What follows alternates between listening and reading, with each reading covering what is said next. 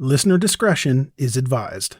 Hello and welcome to Scary Time, the podcast that helps you find new, emerging, and undiscovered scary and paranormal podcasts.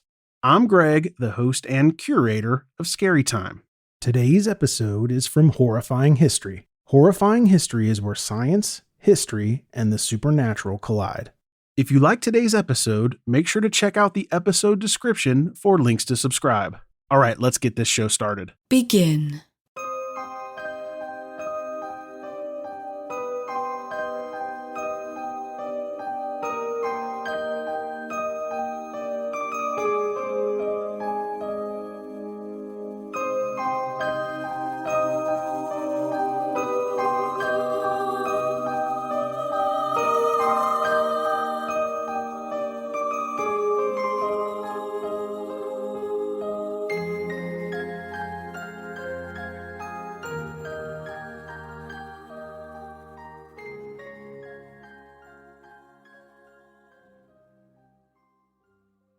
My name is Brenda, and welcome to Horrifying History, where you will hear about the unexplained, paranormal, and supernatural happenings that have stained the pages of history.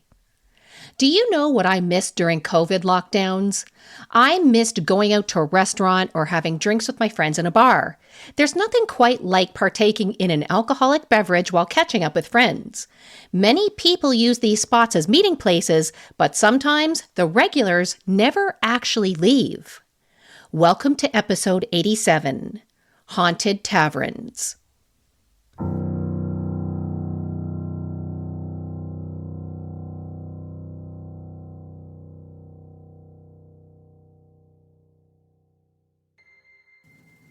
Most people today use the words pub, tavern, and bar interchangeably, but historically, there are differences. They are all considered to be drinking establishments whose primary function is to serve alcoholic beverages in their premises. The word pub, though, is actually a shortened name for a public house. These establishments serve alcohol in regions that have a British influence. On the other hand, a tavern traditionally serves food along with alcohol. A bar is a little different, though. They have things like a happy hour and historically provided entertainment. They range in style and were named after the counters where the drinks were served from. The thing that is the same between them all is the fact that they serve alcoholic beverages.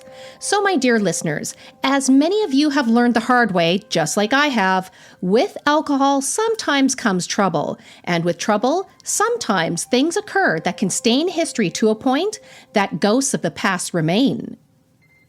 In one of the oldest buildings in the French Quarter of New Orleans, you will find a historical bar called Lafitte's Blacksmith Shop.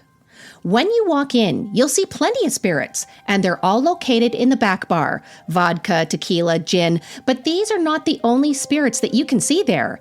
If you're lucky, you'll get to see some spirits of the spectral kind. This historical location was named after two brothers, Jean and Pierre Lafitte. Jean and his older brother Pierre were French pirates and privateers who worked out of the Gulf of Mexico during the early 1800s. Now, details about their early lives remained unclear due to them both giving conflicting accounts at times, but it is believed that they were both born in the Bordeaux region of France. Their father was allegedly French, and he met the boy's mother after she fled Spain with her own mother after her father was killed in the Inquisition. There are further tales that tell that the boys were either born in other areas of France or even in the former French colony of Haiti, but experts believe that these men claimed to be from France since it provided them protection from being prosecuted under American law. There is very little confirmed information about the men's childhoods other than they spent time on ships due to their father was a trader and that they received a Catholic-based education.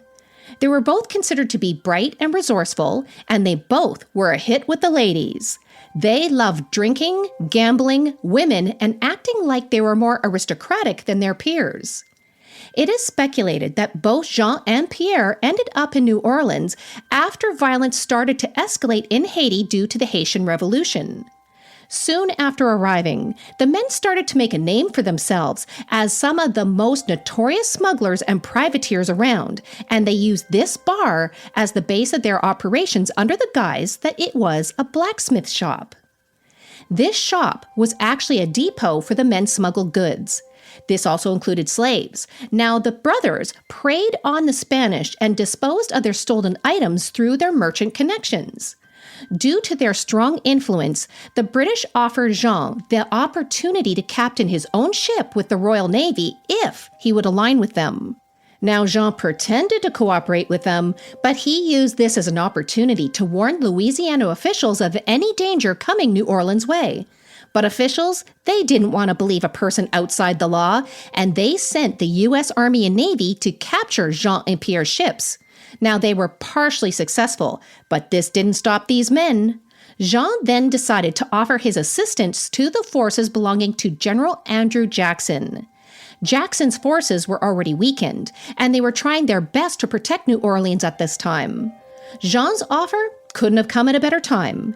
He and his men stood alongside Jackson during the Battle of New Orleans from December of 1814 to January of 1815, after they were all promised pardons for their previous crimes. Now, after their win, President James Madison issued a public proclamation to pardon the entire group. But once a pirate, always a pirate.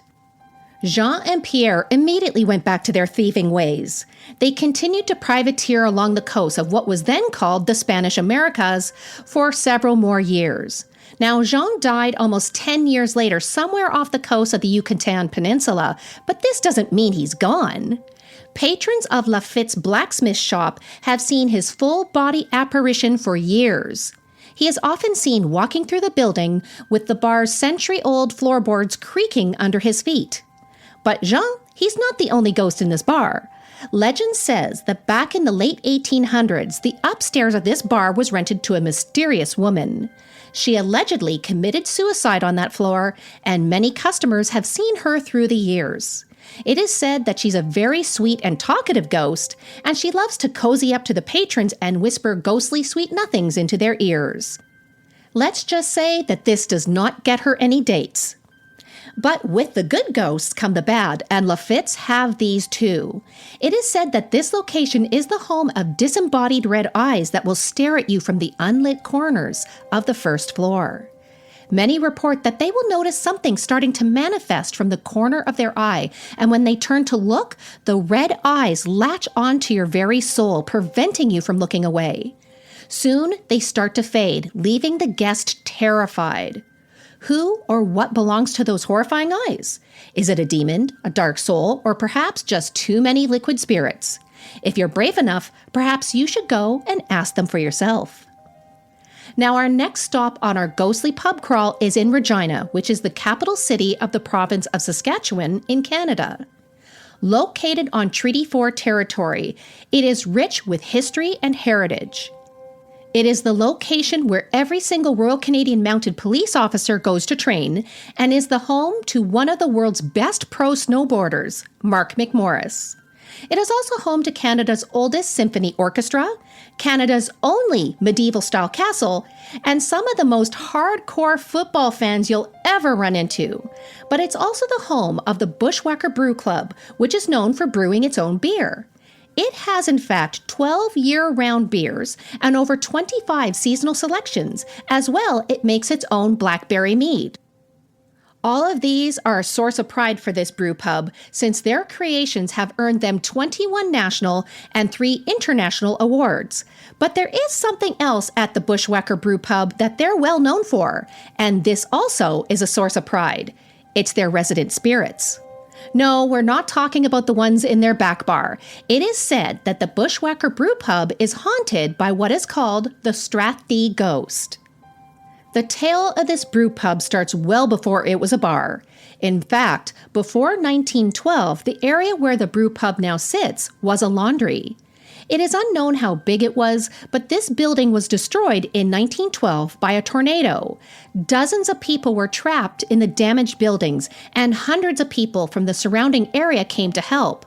One of those volunteers was a young British actor named William Henry Pratt, who was in town starring in a play. Years later, that actor moved to Hollywood, changed his name, and became a horror movie icon. His new name was Boris Karloff, and he starred as Frankenstein's monster in the 1931 film Frankenstein and the 1935 film The Bride of Frankenstein.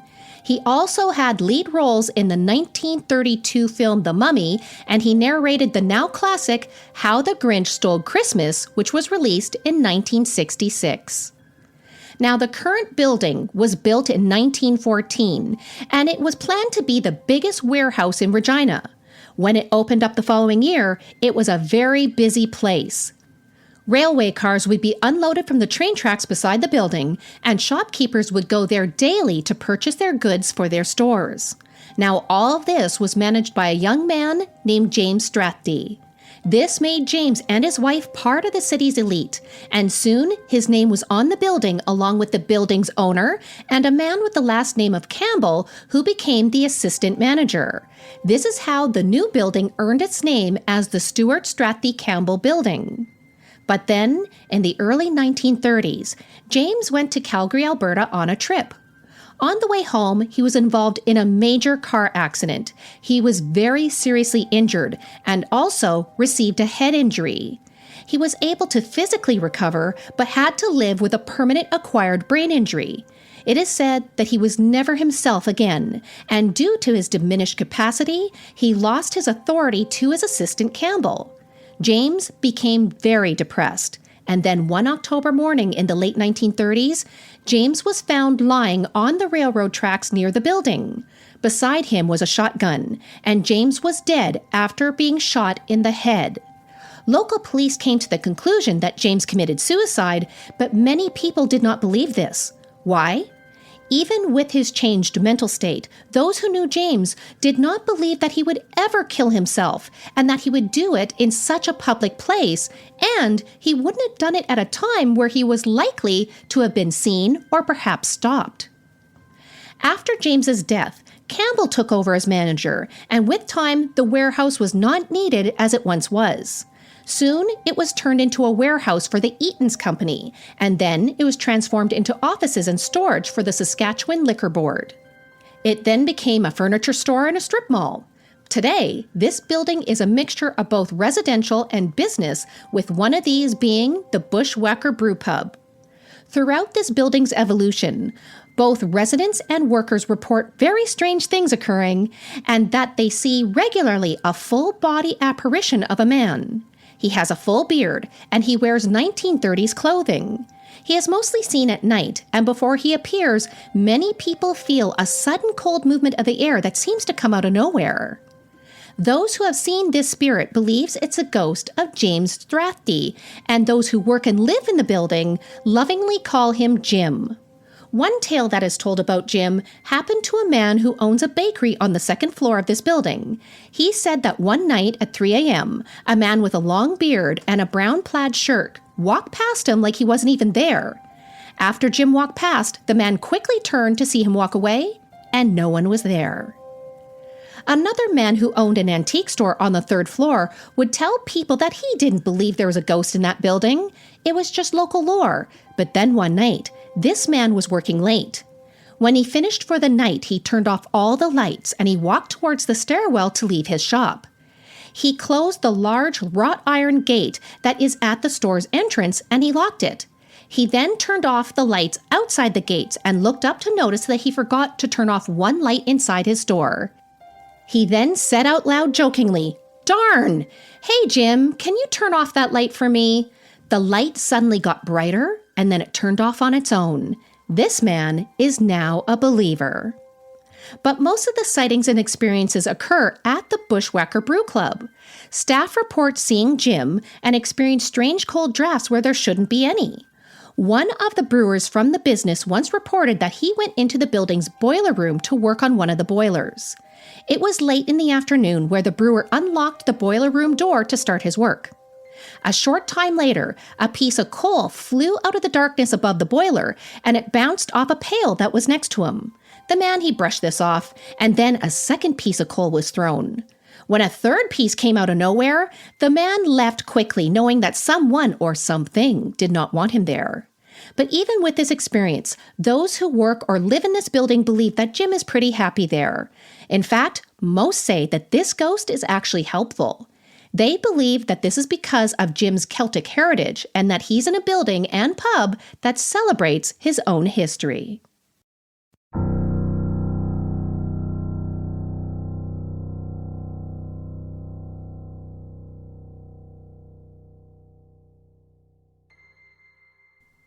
Our next stop on our ghostly pub crawl is in a small town in England.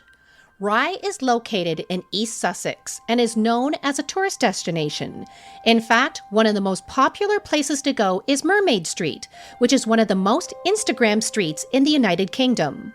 But that isn't the only thing that it's known for. It is also known for its association with the Hawkhurst Gang, who was a criminal smuggling organization that worked in southeastern England from 1735 to 1749.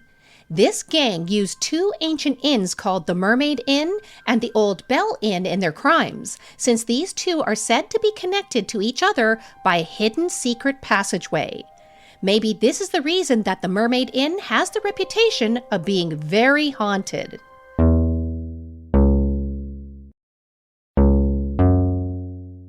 Located on Mermaid Street, the Mermaid Inn is one of the best-known inns in England, and it's dripping with history.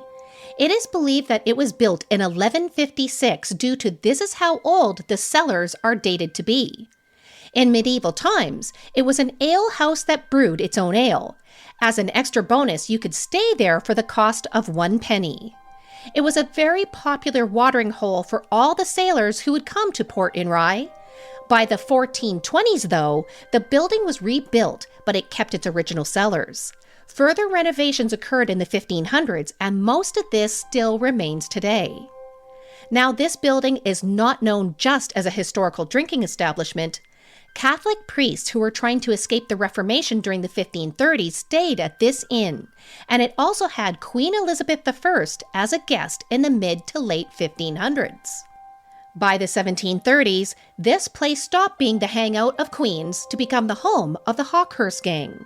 Their home base was in nearby Hawkhurst, but they used the Mermaid Inn as their secondary location. What made this place a great place to smuggle stuff in and out of was the secret tunnels beneath the building, which was previously mentioned. One of these connected to the nearby Old Bell Inn. If they needed a quick escape, the smugglers would run through these tunnels and get out at the end by entering an escape door in the Old Bell Inn that was a revolving cupboard. But this wasn't to last. Even though smuggling gangs were normally supported by the local populations due to they provided the area with well-paid work, the Hawkhurst Gang was not. Their sheer brutality turned the locals against them, and in nearby Goodhurst, a militia was formed to stop them. Now, this really pissed off one of the gang's leaders, who was named Thomas Kingsmill. Thomas was from Goodhurst, and he felt that this defiance was a slap to his face. So what did he do? He threatened to burn down the entire town and kill everybody in it. He was so cocky that he made sure the militia knew the date of his upcoming attack, which was to be April 21st, 1747. On the day of the attack, Thomas and his criminal buddies came to town to do what they promised, but what they didn't expect, that the militia was ready for them. They were highly trained, and they soon chased away the gang. The government soon issued a list of individuals wanted in connection to the attack and the crimes that this gang committed. One person was acquitted, one was pardoned, one escaped, and all the others were sentenced to hang. Some died in prison before the sentences could be enacted, but at the end, at least 75 members of the gang were either hung or transported to prison colonies. 14 of these were gibbeted, which was having their bodies hung in chains. Now, this is not normally a punishment that is given to smugglers. It is actually a punishment for murder, and this actually demonstrates how badly authorities wanted to punish these people for their acts. After these events, the Mermaid Inn went back to its legal activities. By 1914, it became a popular hangout for local artists and writers, but by World War II, it became a garrison for Canadian soldiers. It was later bought by one of these soldiers who stayed there until he sold it in 1993. This inn is now a heritage building that contains an award-winning restaurant and bar. It is well known for its drinks and cuisine, but it's also known as one of the most haunted places in the UK. This establishment has countless stories of the supernatural that goes back 600 years, and it has been investigated by many paranormal investigators. It was even investigated by a popular British paranormal reality TV series called Most Haunted. With all of these investigations, they all seem to agree on who still remains there, and there are many. The first of these is in room 1, which is the James room. This room is said to be haunted by a lady who is either wearing white or gray. She quite often is seen in this room, but if you're staying there, you need to watch out for your clothes. Apparently, guests report finding their clothes on a chair in the room soaking wet after waking up from a night's sleep. This is despite no windows or pipes being near to where the clothes are sitting. Perhaps she just wants to do your laundry? Now, the next ghost resides in room 10, which is the fleur-de-lis room. It is said that this room is haunted by a ghost of a man who walks through walls. The front desk has gotten many calls from terrified guests who witnesses this ghost walk through the bathroom wall and into the main room.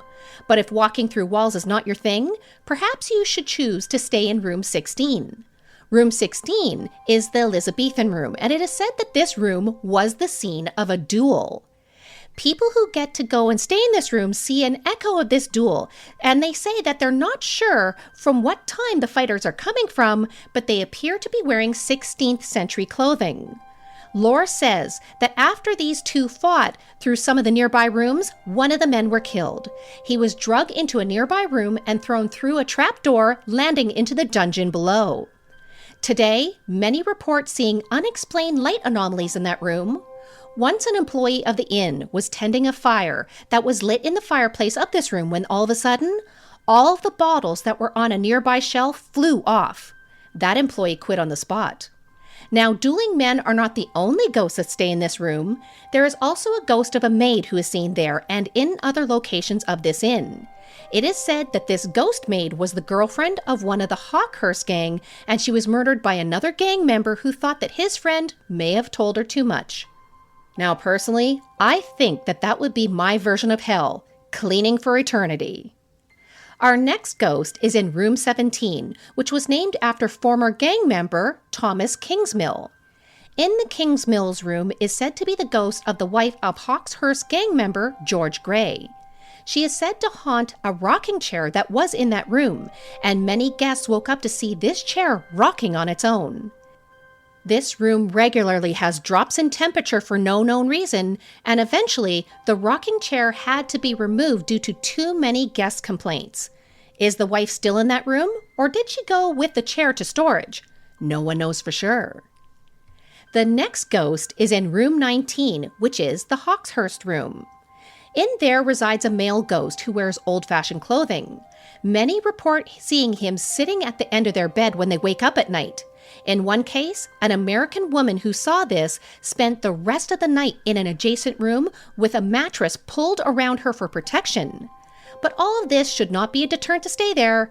Despite of this haunted history, this inn is very highly rated, and for the history alone, it's a must-see. The next stop on our haunted pub crawl is said to be one of the most haunted pubs in Scotland. With the name of Banshee Labyrinth, this Edinburgh pub is in a league of its own, as it was the hangout of criminals and the general unsavory for years. This pub is said to be packed with spirits, and it has its own banshee. So why is this place so haunted?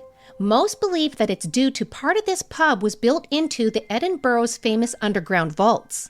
These were a series of chambers that were formed in the 19 arches of the South Bridge and were completed in 1788. In the beginning, they were used to house taverns and workshops for tradesmen. They were also used for storage for business owners, but soon they became shelter for the homeless. They then turned into a hotbed of illegal activity when they started to house illegal gambling taverns and distilleries, and, according to local lore, they were used by body snatchers to store their stolen corpses. It is said that many people met a gruesome end in these vaults, and many of them never left. Another reason why the Banshee Labyrinth is said to be haunted is due to a wealthy nobleman who was named Lord Nicol Edwards. He lived in the times of King James VI, and during these times, people believed that the devil was at work across the land. He would create storms, kill people's livestock, and spread disease. They also believed that the devil actively attempted to undermine human society by recruiting agents to do his bidding, and these agents were witches. As a result, witchcraft panics started to occur, and this resulted in witch hunts. It is said that about 2,500 accused witches were executed during these times, which was 5 times the European execution rate. As we mentioned in our previous episodes concerning witch hunts, King James started this whole mess when he came to believe that he and his Danish bride Anne were personally targeted by witches trying to kill them during their voyages across the North Sea. Soon, King James sanctioned witch trials, and the ideology that witchcraft was a threat that was embedded into Scottish society. Now, this is where Lord Nicol Edwards came in. Lore tells us that where the Banshee Labyrinth is located was once the home to Lord Edwards, and he became a Lord Inquisitor. So what's an Inquisitor? Basically, it was a guy that could pick someone off the street, call them a witch, and torture that person until they confess or die. If they confessed, they were guilty. If they died, well, they were guilty. Either way, they were guilty. Lord Edward's stance on witches aligned with King James. Witches were everywhere, and they needed to be punished and killed. It is said that he used his very own house as a base of interrogation, and that many innocents died there. And one of these is now a banshee. So what is a banshee? A banshee is a female spirit who is seen before the death of a loved one. These creatures are said to have long flowing hair, and their eyes are red from continuously crying. They warn people of upcoming doom by screaming and wailing. It is said that a young woman was accused by Lord Edwards of being a witch. Lord Edwards tortured this poor young woman, and he killed her. Soon, she returned as a banshee. One time, when this pub was being renovated, a workman saw this spirit in a gray dress sobbing with her head in her hands. She then slowly lifted her head to reveal her gaunt face, rotten teeth, and her lack of eyes. She stared at the worker for a short time and then gave her deathly scream. Moments later, this man received a telephone call to tell him that a family member had just passed away. But this banshee is not the only ghost that's there. It is said that this pub is infested with the ghosts of those who never left the tunnels.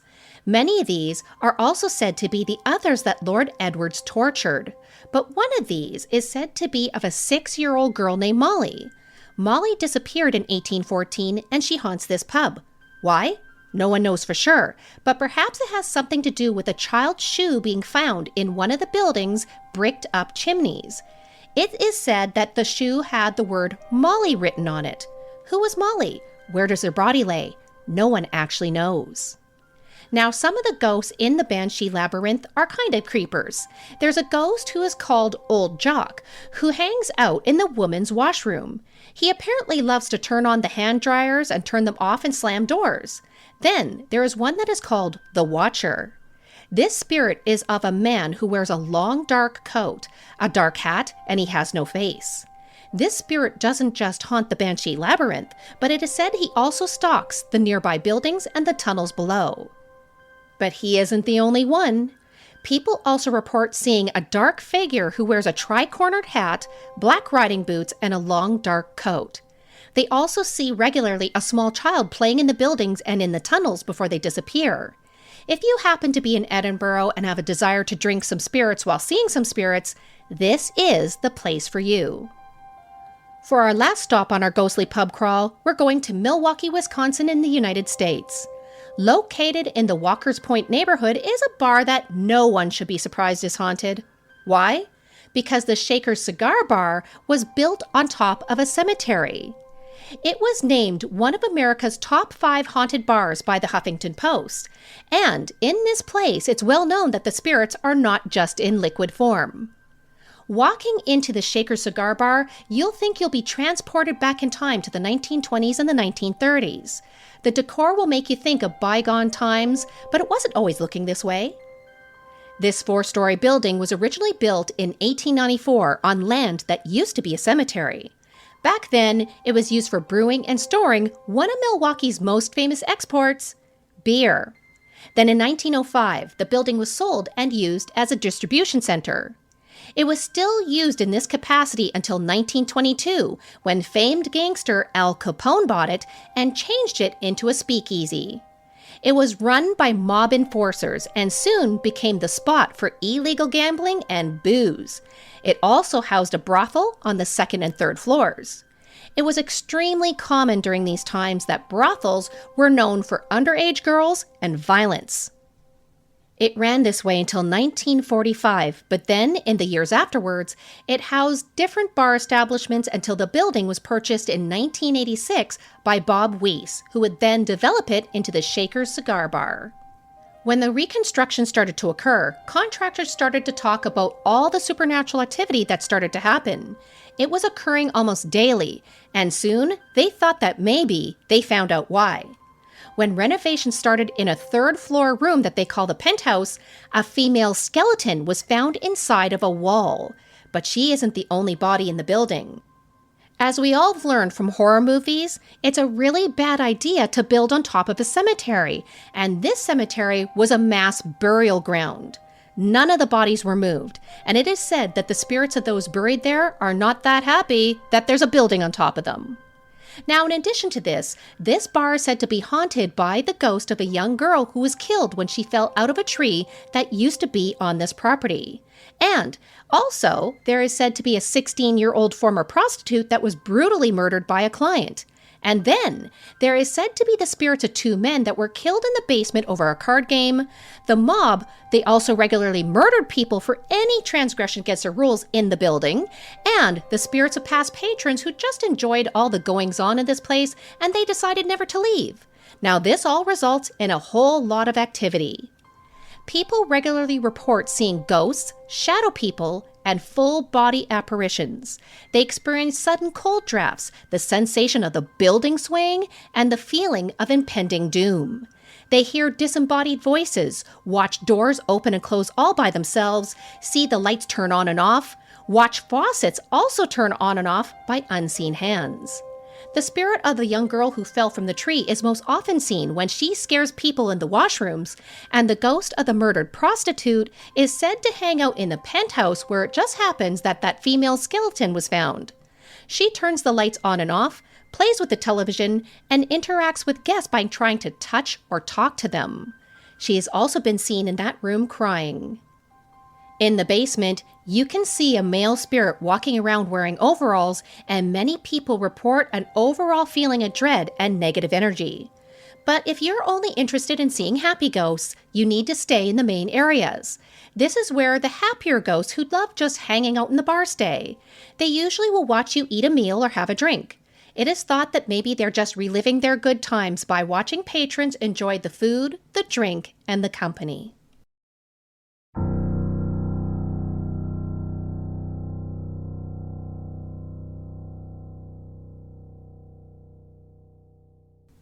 Thank you all for joining me for our latest episode of Horrifying History. Join us on Facebook at Horrifying History, on Instagram at Horrifying_History, on Twitter at HorrifyingHIST1, or reach out to us by email at horrifyinghistory@outlook.com to tell us, have you ever been to a haunted tavern?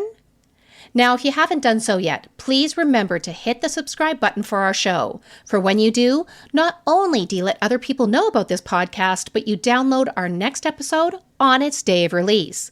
It's a great way not to miss our next episode, Juicy Historical Rumors.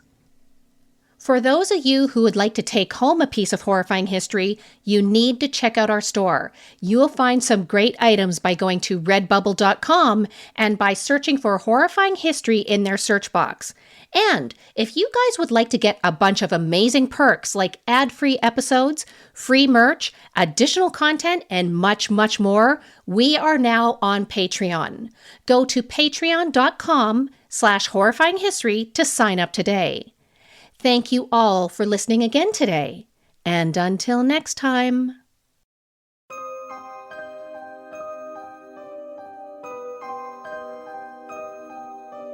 Thanks again for listening to Scary Time by Indie Drop-In Network. If you would like to nominate a scary or paranormal podcast to be featured, just send me a tweet at Indie Drop-In. I'd also love to hear if one of our featured podcasts is now your favorite show. Indie Drop-In survives off ad revenue and listener donations. If you would like to contribute, please consider buying me a coffee. You can go to buymeacoffee.com/Indie Drop-In. If you look at the very bottom of the episode description, you will see a link to make it easy. Indie Drop-In also has many other shows you might like. Just go to indiedropin.com. See you next week.